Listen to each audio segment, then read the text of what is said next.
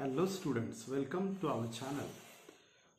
Today we are going to learn the second part of the story, unit number 1.4, the story of tea.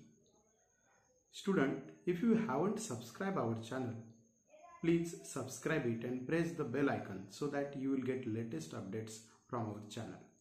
In the last video, we discussed unit number 1.4, the story of tea, warming up, chit-chat activity, and the first three paragraphs of the story. Now we will turn over to the next paragraph on page number 19, 20 and 21. Students, here we are going to learn the story with the help of the video and the related pictures to the story. How and when did people first begin to drink tea? An amusing story has come down to us from Chinese legends.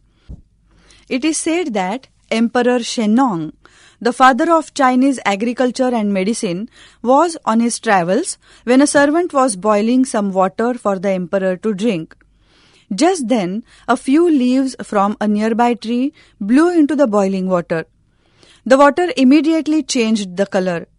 On drinking the water, the emperor was amazed by the rich flavor and the refreshing quality of the resulting infusion.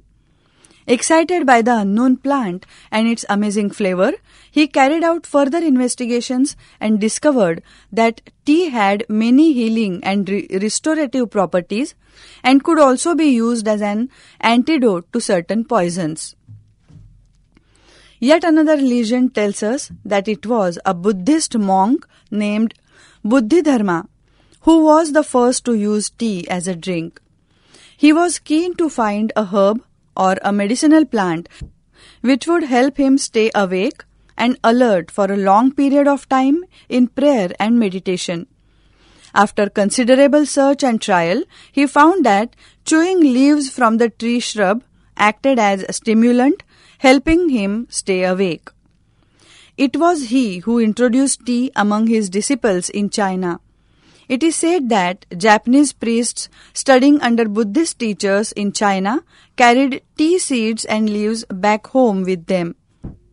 Turkish traders also began to bargain for tea on the border of Mongolia.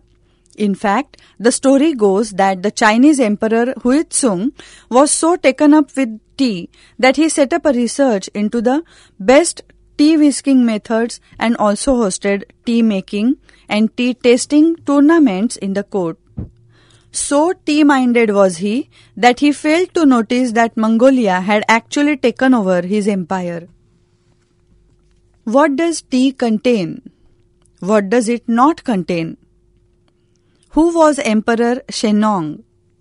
Why did he carry out further investigations about tea? How did tea reach other parts of the world? Discuss what is the difference between legends or stories and history. Page 20. Thus the habit of drinking tea spread to Japan, Europe and England, where it became a fashionable and popular drink among the people. How did this magical beverage get its name? The Chinese character tu was first used in early inscriptions to describe tea.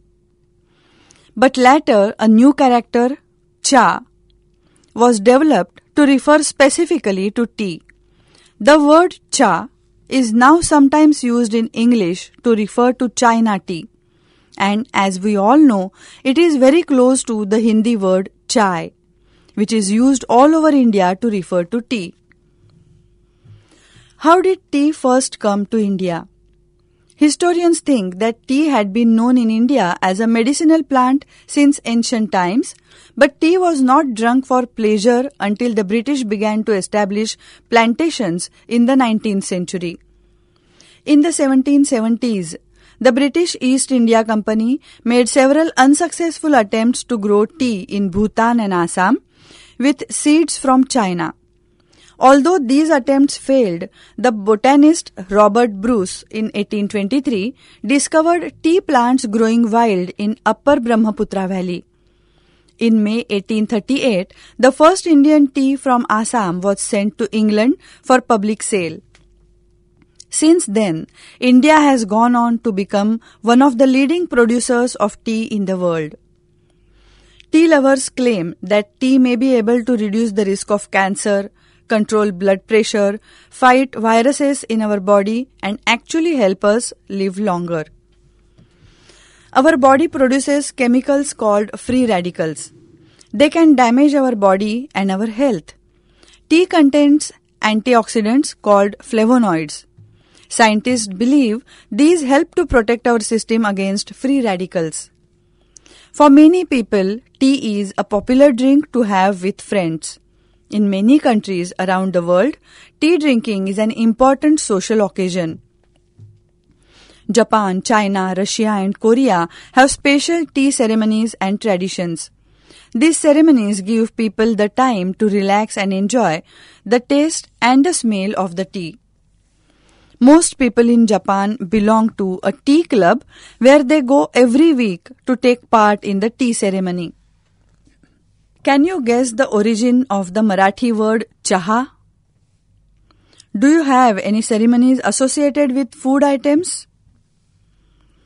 The paragraph about how tea came to India brings out the difference between history based on oral sources and recorded history.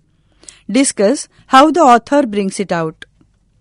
What is the difference between claim and fact? Page 21. Ordinary people also feel that tea ceremonies are spiritual occasions that are closely associated with their religion. Tea, they say, is a healthy, enjoyable and stimulating drink full of good qualities. It reduces loneliness and calms your heart. It is a comfort in everyday life.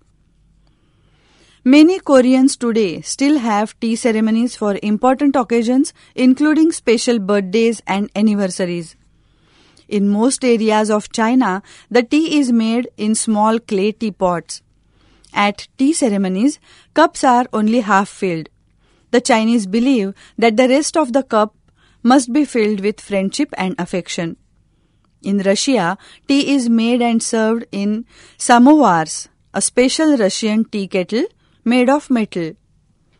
Vietnam produces special varieties of tea such as lotus tea and jasmine tea.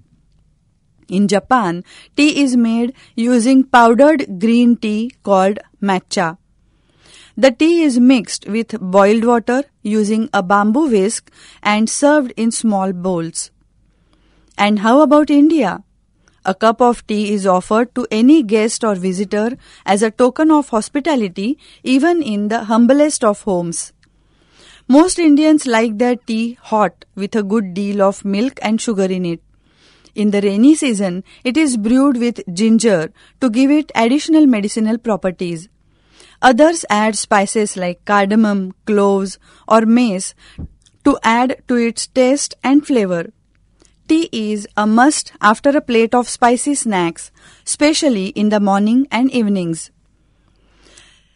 Some connoisseurs relish delicately flavored jasmine tea, green tea, lemon tea, and even iced tea. How about you? What are the good qualities of tea? Why are the cups only half filled in Chinese tea ceremonies? Things to do. Make a bilingual glossary of the various spices used in the kitchen.